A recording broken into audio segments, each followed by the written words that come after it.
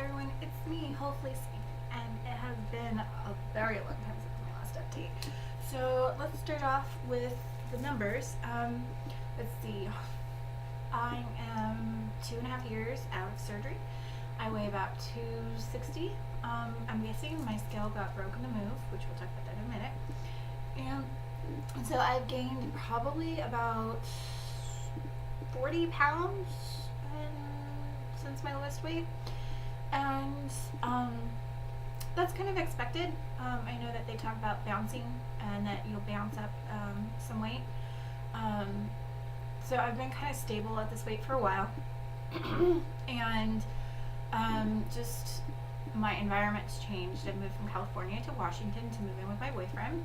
You can tell by my lovely environment that it's changed, and I now have an office. Yay! So the other thing, yeah, big change. Me moving in with my boyfriend, huge change. Me moving away from the house that I was in before. I've been in since I was 18, so it took me 20 years to move out. That's insane. I've been here since October, and so for the past year or so, I've been having some major stomach pain. And when I was in California, I went to Kaiser and I said, my stomach hurts, it hurts so bad, and I was in pain for like 8 hours, and I was just like, there's something wrong. And my first thought was, oh my god, my intestines have knotted, or there's something wrong with my stomach, or it broke, or something. And they went in and they said my stomach surgery was perfectly fine. And then they said, but they did find some cyst on my ovaries, and that was causing pain. And I was like, okay, but the pain was happening often. And so I had, so I kept dealing with it. They gave me pain medicine. I went to my gynecologist, and they were just like, yeah, there's nothing we can really do. We can, take it surgically, whatever. And I was like, no, if they're rupturing and, it's fine, my IUD can cause them. I'm okay with it. But the pain was increasing, and it shouldn't be increasing. At one point, I had a business trip that I got to Chicago. On my way back from Chicago to Tacoma or Seattle, I was in pain for something like 12 hours. And I was in pain while I was waiting for my flight. I was in pain while I was on my flight. And I was trying really hard not to flip out because it was like this hot band wrapping around the middle of my stomach, up towards my bust area. Just this hot band that was just twisting and was like squeezing me, and it was making a lot of things difficult. It was making movement difficult. It was making I would have this intense pain, and then I would be exhausted afterwards, and it was not fun. And so I should have seen the doctor then, but I was just like, it's done, it's over with. About a month and a half later, I had another severe attack, and I was in the middle of working, and I had to contact someone else to take over my shifts. It was late everywhere else that I was asking for help, so unfortunately someone got woken up really late or really early in the morning, and I was like, I can't, I have to go to the hospital, I have to go to the emergency room. This hurts so bad because I was on 14 hours of pain. And so we went to the hospital, and halfway through waiting, because they had me wait for hours in the emergency room, the pain stopped. But I was not willing to just go, oh, the pain's gone. I was like, there's something going on, there's something wrong. This is really hurting, and it's getting longer and longer, and pretty soon it's gonna hurt. It's not going to stop. And so they went in and they did ultrasound and stuff, and they found that my gallbladder was on the verge of rupturing, and it had already done damage to my liver, and they were concerned that it was going to do damage to my heart. So I had emergency surgery right before Christmas. And while they did the surgery, they found that I had a hernia. So they replaced the hernia, which now I have stitches across my belly button about that long, and my belly button sewed closed. And I also have some scarring from where they did the laparoscopic procedure for the gallbladder. So I had a terrible experience, which is all leading me up to my decision, big decision I'm sharing. when I went in to, when the surgeon came in to see me, he asked me how much I weighed. And I said, I probably weigh around 250. And he threw the blanket off me and looked at me, and I, of course, had no clothes on because I'm in a hospital gown, and he looked at my hospital gown, so I was really embarrassed. And if anybody has lost any number of significant weight, I've come from 600 pounds down to 250. And so he says, there's no way that you weigh 250. You weigh at least 350. I was so shocked and so embarrassed that I didn't know what to say. And the nurse was in there, and the nurse was embarrassed, and he said, we need to weigh her right now and get a real weigh. Well, I think I ended up weighing like 258, 260, something like that. Not 100 pounds more than he said I did. And I was very upset, and I was the way he talked to me was as if I had inconvenienced him. And if he had read my file where I'd said, look, I was concerned about it being something wrong with my stomach because I've had the VSG, I've come from 600 pounds, I've lost a lot of weight, yada, yada, yada, he would have noticed that all that skin that he saw was not in fact fat, but skin. And, but the way he spoke to me was as if I was inconveniencing him. And he said, as he walked out after asking for my weight, to get a real weight for me, was, I don't know if we can do this surgery because I don't know if I can do it laparoscopically. And I snapped out of my stupor, and I was like, yeah, you can't, because I've had surgery at 200 pounds heavier than I am now. And it was perfectly fine, and I went through it, and they did it, and it was successful. And he didn't say anything, he walked out. And when the nurse told him the weight, he did come back and apologize, but I did not come to an emergency room after coming so far to be belittled by my body because of my body, or that I hadn't done enough to lose weight.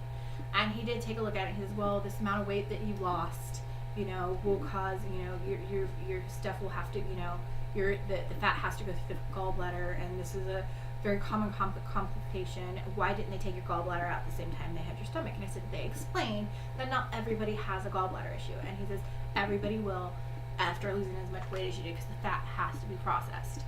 And I'm not a doctor, so I don't know everything about it. It seemed to make sense, but also I don't want something removed from my body if it doesn't have to be removed. So, especially with already, tearing my insides out, rearranging my intestines, all of that, like, I don't want any more damage done or any more stress done to this body that doesn't need. And I thought that the risk of possibly having a gallbladder issue was worth it. So there was that experience, so that was not very pleasant. But it came into, I did call the doctor complaint line and said, look, this is unacceptable. Like, even if I hadn't lost surgery, even if I hadn't lost the weight and I was trying to get healthy, no one deserves to go to a hospital and be treated that way. Nobody. I don't care if you're 800 pounds. You don't deserve to be treated like you're an inconvenience for them. And the thing is that it may inconvenience them, but that's part of their job. They're helping people, all people, whether they make good decisions or bad decisions. And, I don't think anyone deserved to be treated that way. If he had something negative to say or concerns, he could have said it in a more gentle, professional manner than the manner that he did. But that was one of my experiences that I had that led me to the decision I'm making. But another one is that an acquaintance of mine passed away, and we believe it was a heart attack. And the acquaintance was, slightly larger than I am now, but significantly younger than I am. And it made me really concerned that even though I've lost 600 pounds, I'm not out of the danger zone. I don't ever want to be 105. I don't ever want to be a size 0. Some people are that way naturally, and it's beautiful for them. So I'm not downplaying anyone that's naturally thin or worked hard to be thin. Just that I think that we need to appreciate our natural bodies. But mine is not healthy, and it terrifies me to think that, my boyfriend can roll over one day and I could die in my sleep with a heart attack because, I'm still putting a lot of stress on my heart. So I decided to go along with the second surgery that was open to me. After vertical sleeve gastrectomy was the Roux-en-Y. Because I was so heavy, they couldn't do the Roux-en-Y at first. So I know that I've lost enough weight to go ahead and have the balloon away.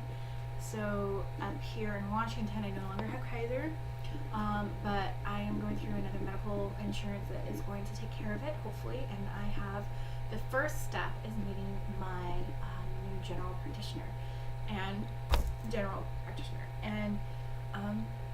getting evaluated and a referral. So that's what I'm going to do today. I'm leaving during my lunch from work to do it, and I'm very excited. I'm also very, very nervous, and there's so many concerns that I have, and so many questions. Like when I first lost weight, I went through a dramatic personality shift, and I was happier, bubblier. Some people handled it, some people didn't.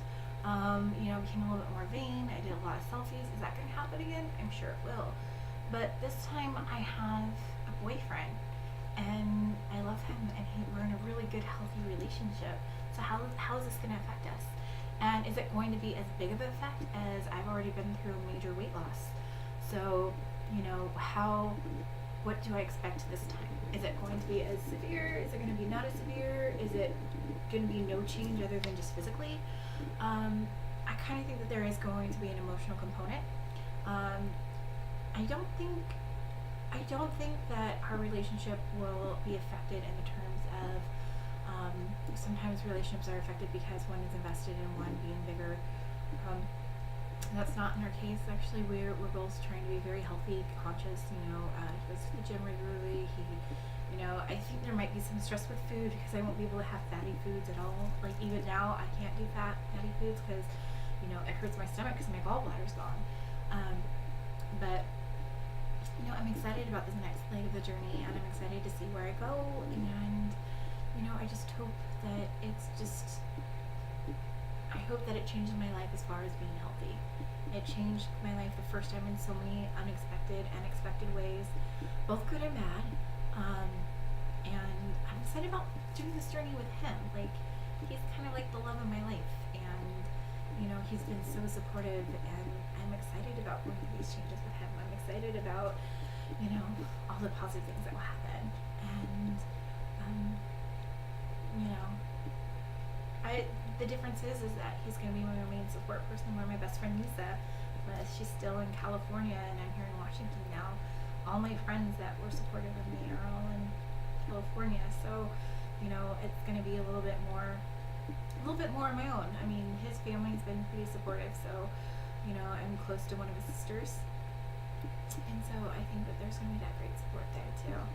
So that's all for now, guys. I'm sure maybe in the next video I'll have more information and more excitement and stuff like that. So stay tuned, and remember that to always make sure you check in with your healthcare professional before you start any diet or exercise regimen. And I hope the other side of surgery has been as bright for you as it has been for me. Until next time, bye.